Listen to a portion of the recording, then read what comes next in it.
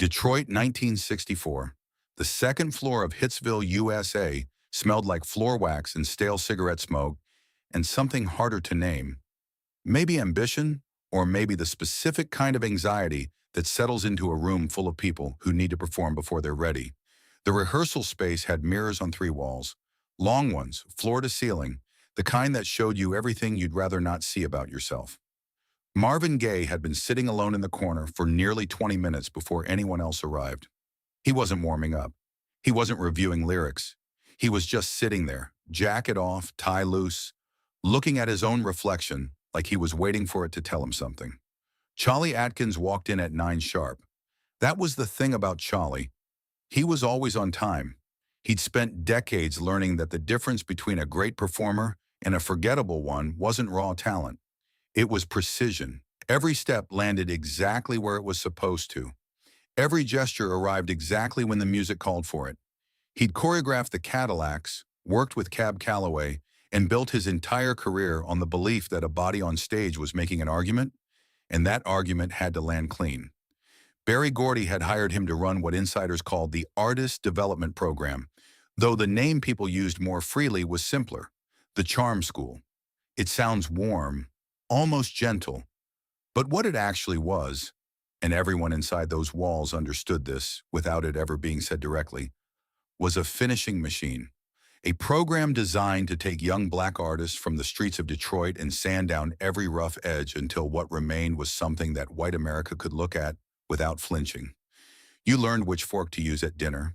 You learned how to walk into a room so it made up its mind about you before you even opened your mouth. And on stage, you learned to move. You learned the steps. You learned to spin, to smile on cue, to make the choreography look as natural as breathing even when it had taken 6 weeks to get there. Marvin watched Cholly set up the record player in the corner. The others filtered in. A couple of acts whose names hadn't broken yet, younger guys with hungry eyes and perfectly pressed trousers. Everyone found their spot on the hardwood and waited. Cholly put on something up-tempo, a tight shuffle with a strong backbeat, and started walking through the first sequence. Right foot forward, lean into the microphone stand at 45 degrees, bring it back, 2 steps left, smile, turn. The men followed him with the practiced patience of people who had done this enough times that the resistance had worn smooth. Marvin didn't move. It wasn't defiance, not yet. It was something quieter than that, something more like watching a language you understood perfectly but couldn't make yourself speak. He'd grown up inside a Pentecostal household, the son of a minister whose relationship with God was strict and airless, and entirely without warmth. Pleasure was suspect in that house. The body was suspect. Yet music had always been the one place where none of that applied, where something inside him could move without being told to stop, where he didn't have to perform anything because the singing itself was the truth. He'd come to Motown because he wanted to sing, not perform. There's a difference between those two things, and standing there in that mirrored room with Cholly counting out beats, Marvin was starting to feel that difference like a splinter working its way up from somewhere deep. Cholly noticed. He stopped the record. The room went quiet the way a room goes quiet when the person in charge has shifted their attention to you and everyone else is pretending they haven't noticed. "You're not following," Cholly said. Not a question. Marvin looked up from wherever his eyes had been. "I know. So follow." What happened next was not an argument. Marvin didn't raise his voice. He didn't deliver a manifesto about artistic integrity or cite anyone's philosophy. He just stood up slowly, crossed the room to where a microphone stand was set up against the far wall, wrapped one hand around it, and closed his eyes. The room hadn't stopped being quiet. If anything, it went quieter. And then Marvin started to sing, not anything from the rehearsal playlist, not a Motown single built for radio, something slower, something that settled into itself the way a heavy object settles, not moving because it simply doesn't need to. His voice came out soft at first, barely above a murmur. The way a fire looks small right before it catches something it can't let go of, and then it opened. Opened in a way that didn't ask for permission from the room it was filling, didn't negotiate with the choreography, didn't acknowledge the record player or the mirrors or the men standing there holding their breath. It just filled everything. Cholly Atkins stood with his arms at his sides. The younger guys had stopped pretending to look anywhere other than directly at Marvin. One of them, a kid from the east side with a voice that hadn't fully settled yet, exhaled through his nose like he'd been holding his breath for a minute without realizing it. This was the thing that nobody at Motown had ever quite figured out how to package, categorize, or assign to a Tuesday rehearsal slot. When Marvin sang like this, every other consideration dissolved. The steps and the suits and the lessons in how to exit a limousine, all of it simply ceased to matter. You weren't watching a man being polished into something acceptable. You were watching a man tell the truth. And the truth, the specific, undecorated, uncomposed truth of what was actually happening inside him, didn't require footwork. It didn't require a smile on the 4 count or a 45-degree lean. It just required him to stand there and mean it. He sang for maybe 2.5 minutes. Then he stopped, opened his eyes, and looked at Cholly the way you look at someone when you've already finished saying what you needed to say. Nobody spoke. Cholly picked up the record from the player, held it for a moment, turned it over once in his hands, put it back down. "Take 5, he said to no one in particular, and walked out. The institutional reckoning that followed over the next few months was never announced. There was no memo, no meeting where Berry Gordy conceded the point. But slowly, almost imperceptibly, the particular pressure on Marvin to conform to the full choreography requirements loosened. He was still expected to be professional. He was still expected to present well.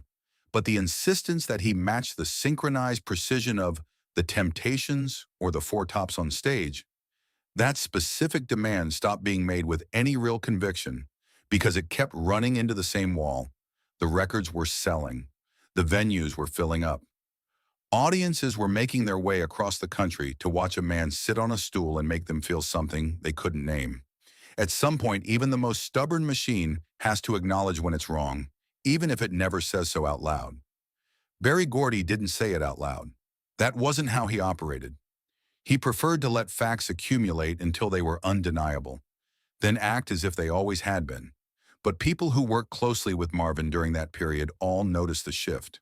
There was less friction, less of the low-level management pressure that could make a recording session feel like a negotiation over territory that shouldn't have been contested in the first place. Marvin moved through Hitsville differently after that morning. Not with arrogance, or at least not the kind of arrogance that announced itself.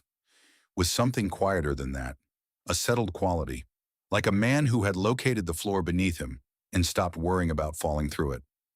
Cholly Atkins kept running the charm school. He had to. There were dozens of artists who needed what he offered, who genuinely benefited from the structure and the lessons in how to command a room. He was good at what he did, and he knew it. The Temptations became one of the most visually dynamic acts in the world, partly because of what Cholly built with them in that mirrored room. But years later, when journalists and biographers tracked him down to ask about the Motown era, Cholly would sometimes mention Marvin in a way that was different from how he talked about anyone else. He didn't call him difficult. He didn't say stubborn. He said, usually after a pause long enough to suggest he'd turned it over in his mind many times. He knew something I couldn't teach him. There's a version of this story that flattens into a simple lesson. Talented person defies system. Talent wins. System adjusts. The end. But that version misses the part that actually matters. What happened in that rehearsal room wasn't just a singer refusing to follow choreography. It was something more precise than that.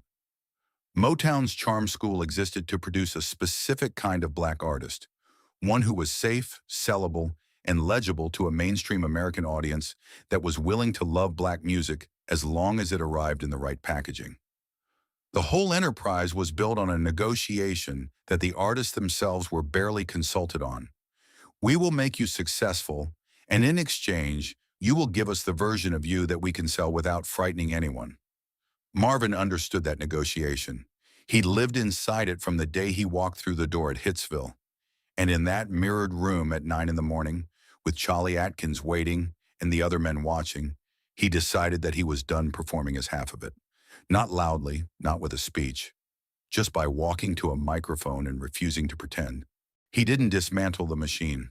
Motown kept running exactly as it had before. Other artists kept taking the steps, hitting the marks, polishing themselves into the shape the label needed. Marvin didn't stop them and wasn't trying to. He just opted out, quietly, stubbornly, with his eyes closed and his hand on the microphone.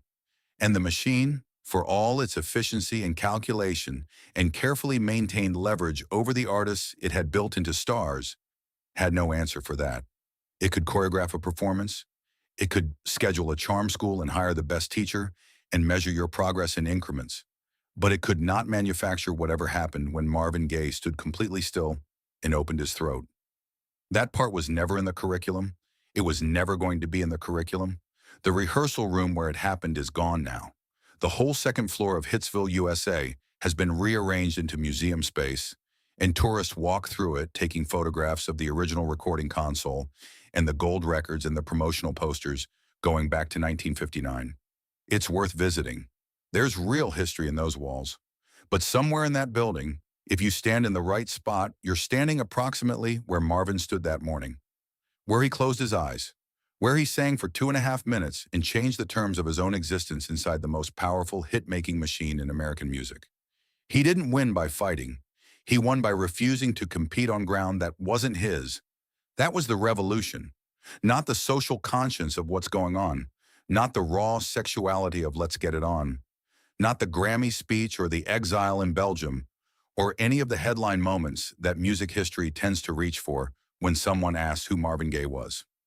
The revolution was a Tuesday morning in Detroit in 1964, when a man decided that stillness was not a weakness, and silence was not surrender, and the most powerful thing you can do in a room full of noise is simply refuse to add to it.